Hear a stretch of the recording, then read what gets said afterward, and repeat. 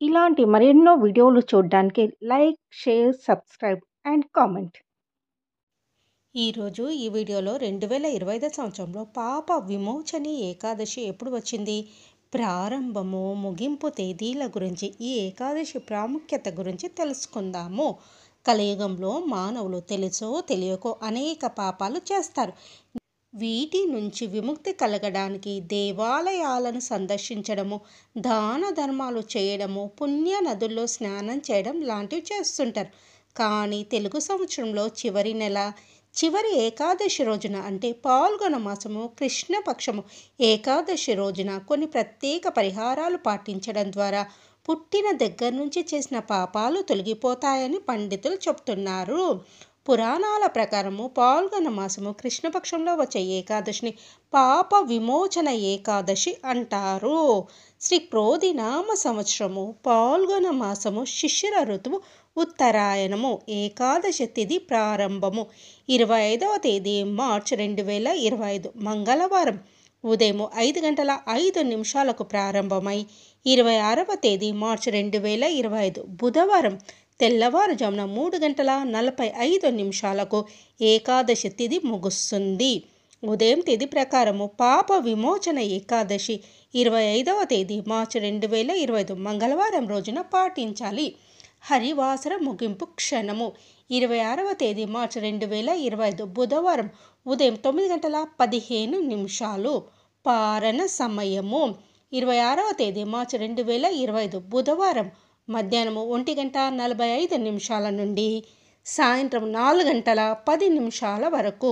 ద్వాదశి ముగింపు క్షణము 27వ తేదీ మార్చి 2025 గురువారం ఉదయం 1:43 వరకు. పాప విమోచన ఏకాదశి అంటే పాపాలను నాశనం చేస్తుందని, తెలిసి తెలియక చేసిన తప్పుల నుంచి, అపరాధ కర్మల నుంచి విముక్తిని కలిగిస్తుందని నమ్ముతారు. ఈ ఏకాదశిని పూర్తి భక్తితో ఆచరించడం ద్వారా వ్యక్తికి భూత ప్రేత ప్రభావం ఉండదు. వైష్ణవాలయాలను సందర్శించడం ద్వారా 1000 ఆవులను దానం చేసినంత ఫలితం ఉంటుంది. 2025 సంవత్సరంలో పాప విమోచన ఏకాదశి ఉపవాసము మార్చి 25, 2025 రోజున పాటిస్తాము. పాపమోచన ఏకాదశి కృష్ణపక్షంలోని పాల్గొన మాసంలో వస్తుంది. ఉత్తర భారతదేశంలో చైత్రమాసంలోని కృష్ణపక్షంలో జరుపుకుంటారు. పాపమోచన ఏకాదశి అంటే పాపాల నాశనం చేస్తుందని, తెలిసి తెలియక చేసిన తప్పుల నుంచి, అపరాధ కర్మల నుంచి విముక్తిని కలిగిస్తుందని పురాణాల ద్వారా తెలుస్తుంది.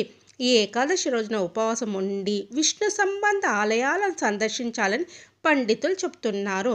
పురాణాల ప్రకారం శ్రీ మహావిష్ణువును, లక్ష్మీదేవిని ప్రసన్నం చేసుకోవడానికి, పాపాల నుంచి విముక్తి పొందడానికి పాపమోచన ఏకాదశి ఉపవాసము పాటిస్తారు. పాపమోచన ఏకాదశి ఉపవాసం పాటించడం ద్వారా వ్యక్తి మోక్షాన్ని పొందుతాడని, జీవితంలో ఆనందము, శ్రేయస్సు లభిస్తుందని నమ్ముతారు. పాపమోచన ఏకాదశి రోజున ఉపవాసం ఉండి పూజ చేయడం ద్వారా కోరికలు నెరవేరుతాయని విశ్వాసము. పాపమోచని పేరులో ఉంది పాపాల నుంచి విముక్తినిచ్చేది అని. పాపమోచన ఏకాదశి ఉపవాసం పాటించడం ద్వారా వ్యక్తి తెలిసి తెలియక చేసిన సకల పాపాలు నశిస్తాయి. పాపమోచన ఏకాదశి రోజున ఉపవాసం ఉండడంతో పాటు లక్ష్మీనారాయణను కూడా నిర్మల హృదయంతో పూజించాలి. దీనితో పాటు పాపమోచన ఏకాదశి ఉపవాస కథను కూడా చదవాలి లేదా వినాలి. ఇలా చేయడం వల్ల ఇంట్లో సిరి సంపదలు, శ్రేయస్సు ఎల్లప్పుడూ ఉంటాయని నమ్మకం. పాపమోచన ఏకాదశి భక్తుని పాపాల నుంచి విముక్తి చేసి అతనికి మోక్ష మార్గాన్ని తెరుస్తుంది. ఈరోజు ఉపవాసం ఆచరించడం వలన జన్మ జన్మల పాపాలు నశిస్తాయి. దీనితో పాటు తీర్థయాత్రలను సందర్శించడం వలన 1000 గోవులను దానం చేయడం వలన వచ్చే పుణ్యం కంటే ఎక్కువ పుణ్యం పొందుతారని పండితులు చెప్తున్నారు. పాపమోచన ఏకాదశి రోజున అన్నదానం చేయడం వల్ల ఉత్తమ ఫలితాలు వస్తాయని చాలామంది నమ్ముతారు.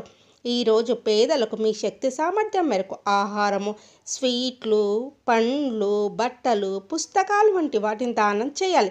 ఇలా చేయడం వల్ల మీ ఇంట్లో ఎప్పటికీ ఆనందం, శ్రేయస్సు లభిస్తుంది.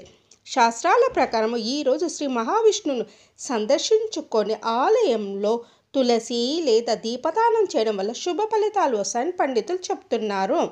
పూజా విధానం గురించి తెలుసుకుందాము. పాపమోచన ఏకాదశి రోజున తెల్లవారుజామునే నిద్రలేచి బ్రహ్మ ముహూర్తంలో స్నానం చేసి ఉపవాస దీక్షను ప్రారంభించాలి. ఆ తర్వాత ఇంట్లో పూజా గదిని శుభ్రం చేసి శ్రీహరి లక్ష్మీదేవి విగ్రహాన్ని లేదా ఫోటోను ప్రతిష్ఠించాలి.